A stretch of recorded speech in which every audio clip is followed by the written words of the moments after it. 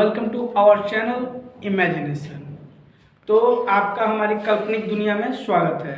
चलिए शुरू करते हैं हम अपना आज का टॉपिक। जो हमारा आज का टॉपिक है वो है प्रोटॉन। आज हम बात करेंगे कि डिस्कवरी ऑफ प्रोटॉन के बारे में, कि प्रोटॉन की खोज कब हुई, कैसे हुई और किसके द्वारा हुई थी। इस टॉपिक में बहुत सारे मतभेद हैं।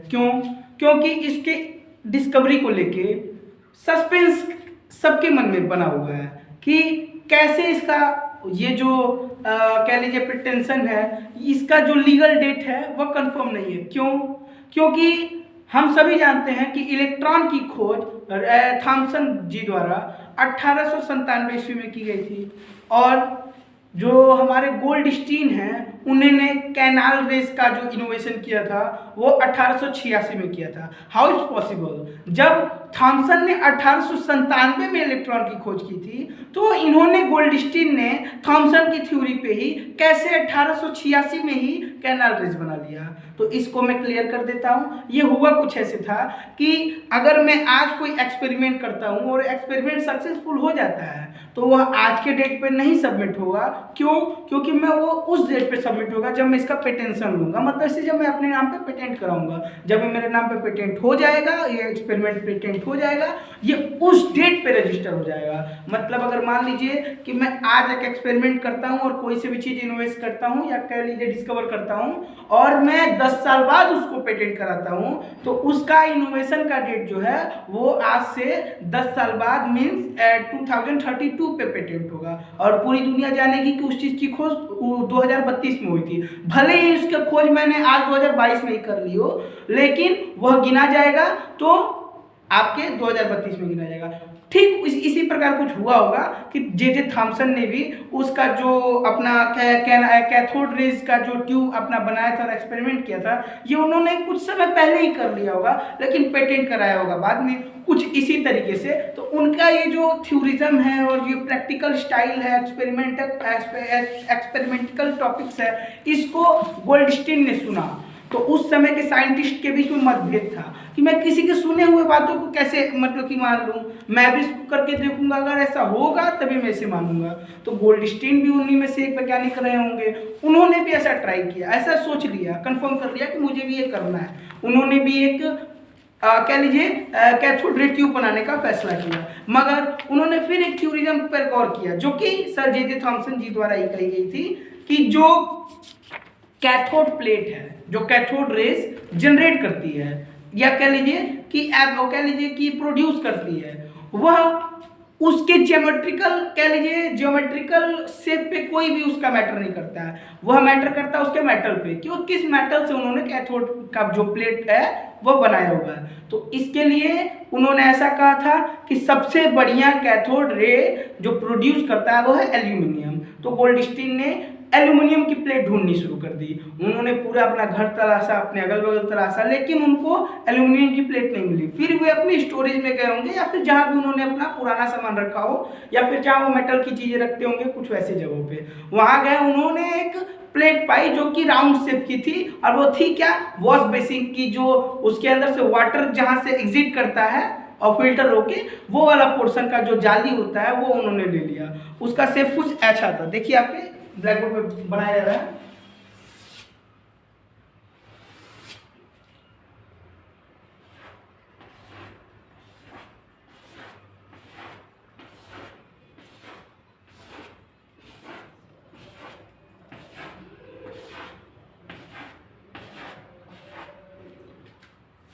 इसे परफोरेटेड प्लेट कह सकते हैं, छिद्रयुक्त चरण परत कह लीजिए।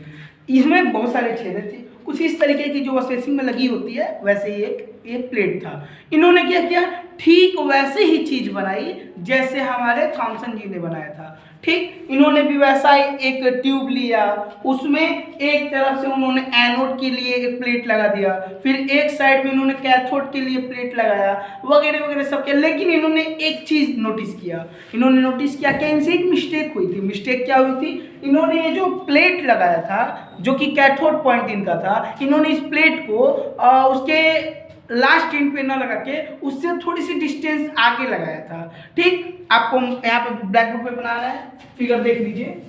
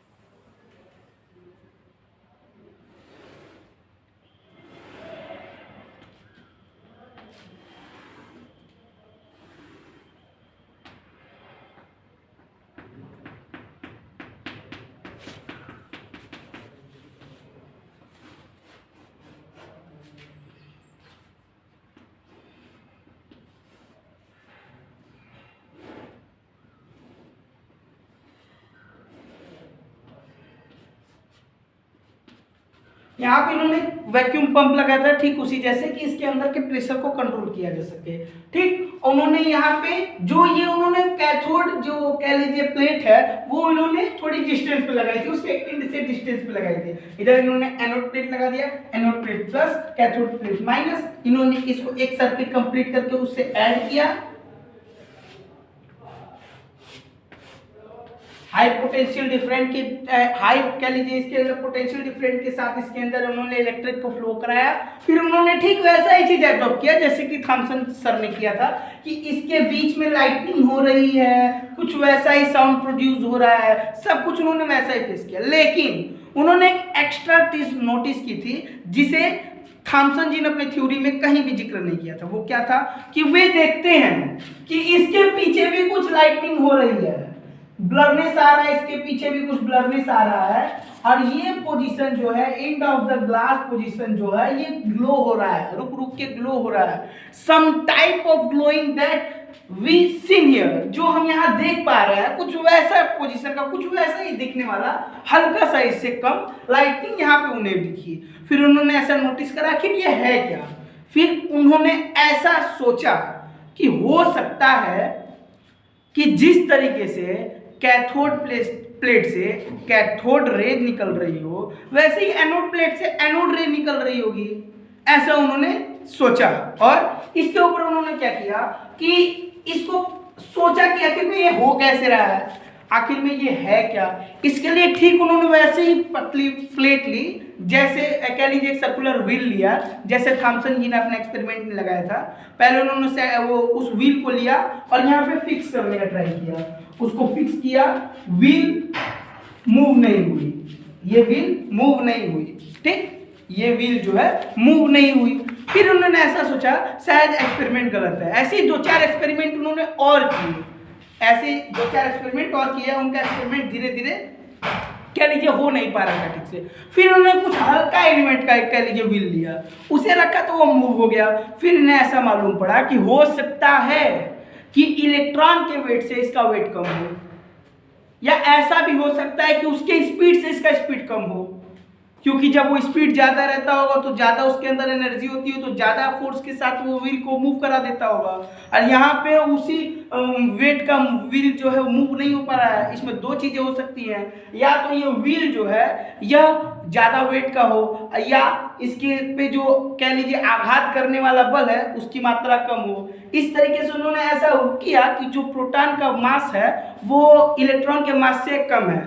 ठीक, उसके बाद उन्होंने ऐसे 2-4 एक्सपेरिमेंट्स और किए थे जिसके जरिए उन्होंने यह बताया कि ये जो चीजें हैं किरणें हैं इन्हें कैनाल किरणें कहा जाता है। गोल्डस्टीन ने इन्हें कैनाल किरणें नाम दिया। यह ठीक उसी तरीके की थी जैसे कि कैथोड रेज ट्यूब थी, कैथोड किरणें निकल रही थी, कैथोड रेज निकल रही थी। लेकिन उन्होंने क्या देखा कि कैथोड रेज के जस्ट अपोजिट डायरेक्शन में इनका मूव हो रहा है, इनका मोशन जो है जस्ट अपोजिट डायरेक्शन में है, दोनों के विपरीत दिशा में इनकी गति हो रही है। ठीक, आगे देखिए, आगे कुछ ऐसा घटा कि सन 1815 ईस्वी में प्राउस्ट नाम के वैज्ञानिक ने ऐसी परिकल्पना की थी कि दुनिया में, समस्त जगत में, संसार में, वर्ल्ड में हर एक चीज हाइड्रोजन एटम से मिलकर बनी हुई है।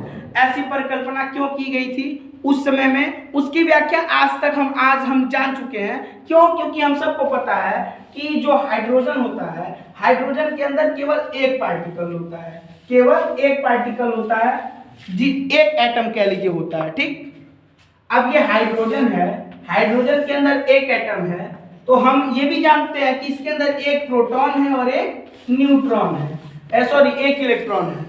तो जब इसमें से एक इलेक्ट्रॉन निकाल देंगे तो पॉजिटिव चार्ज हो जाएगा, तो यहाँ पे ये पॉजिटिव चार्ज को हम ऐसे ही लिखेंगे। और ये जो बच जा रहा है वो केवल इसके अंदर का प्रोटॉन है, ये इसके अंदर का केवल प्रोटॉन है। तो ऐसा हम कह सकते हैं कि इस समय जो इसका वेट है वो एक प्रोटॉन का वेट है। ठीक, और इसी प्रोटॉन के वेट को आगे हम आपको ब्लैक बोर्ड पे लिखेंगे, आप उसे कॉपी कर लीजिएगा।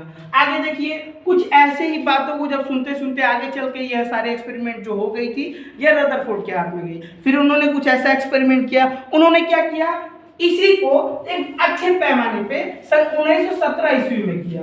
उन्होंने क्या किया, अल्फा किरणों को लिया। अब आप कहेंगे अल्फा किरणें क्या होती हैं, तो अल्फा किरणें एक कह लीजिए हीलियम का संयुक्तीकरण के पश्चात हमें प्राप्त होता है। कैसे, तो वो देखिए आपके स्क्रीन पे अभी एक फुटेज शो होगा, जिस फुटेज के जरिए आपको अच्छे तरीके से समझ जाएगा।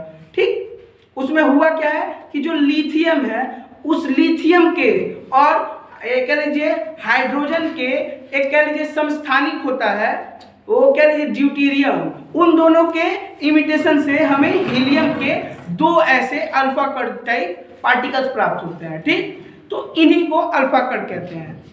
तो अभी जो हमने अल्फा कण दिखा, ठीक उसी को रदरफोर्ड ने कुछ ऐसा सेटअप किया था जिसके जरिए लगातार प्रोड्यूस किया जा सके, कह लीजिए लगातार उनको वहाँ से जनरेट किया जा सके अल्फा कणों को। ठीक, अल्फा कणों को उन्होंने ऐसा किया और उसके बाद उन्होंने वहाँ पे गैस कह लीजिए एक तरीके से नाइट्रोजन गैस को वहाँ पे उस ग्लास चैम्बर में बना रख दिया था। फिर उन्होंने कुछ रिएक्शन देखा। रिएक्शन क्या देखा कि जो अल्फा कण आ रही है वह ऐसे, देखिए आपको ध्यान समझ में आएगा, यहाँ से अल्फा कण आ रही है, यहाँ से एक नाइट्रोजन का पार्टिकल है, यह अल्फा कण जब इसके साथ इमिटेट हो रही है, इसके साथ जब यह कह लीजिए एक तरीके से इनके बीच में जब कह लीजिए स्पर्श हो रहा है, तो यहाँ से पार्टिकल जनरेट हो रहा है। ठीक, और यहाँ से और पार्टिकल जनरेट हो रहा है।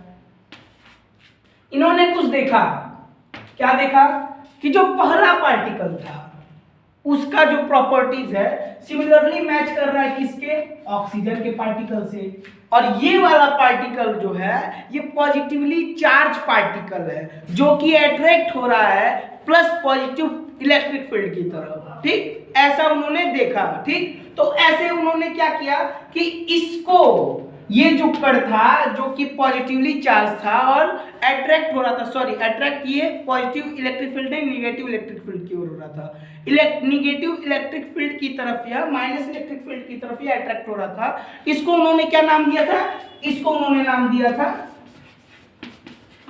प्रोटॉन। ठीक, अब इसके लिए उन्होंने एक इक्वेशन भी दिया था, एक कह लीजिए समीकरण, रासायनिक समीकरण उन्होंने प्रस्तुत किया था। किस तरीके से यह इक्वेशन उन्होंने ऐसा किया था हमें सबको पता है। देखिए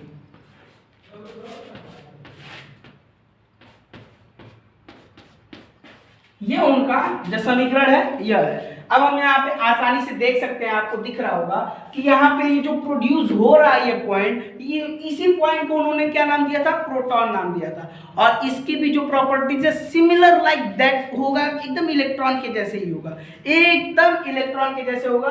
बस इसके बीच में अंतर क्या है, छोटे से डिफरेंसेस है, बस इसके और इलेक्ट्रॉन के बीच में मास का डिफरेंस है कि मास, इलेक्ट्रॉन का मास था 9.1 × 10⁻⁻28 ग्राम्स और इसका मास क्या है 1.678 ×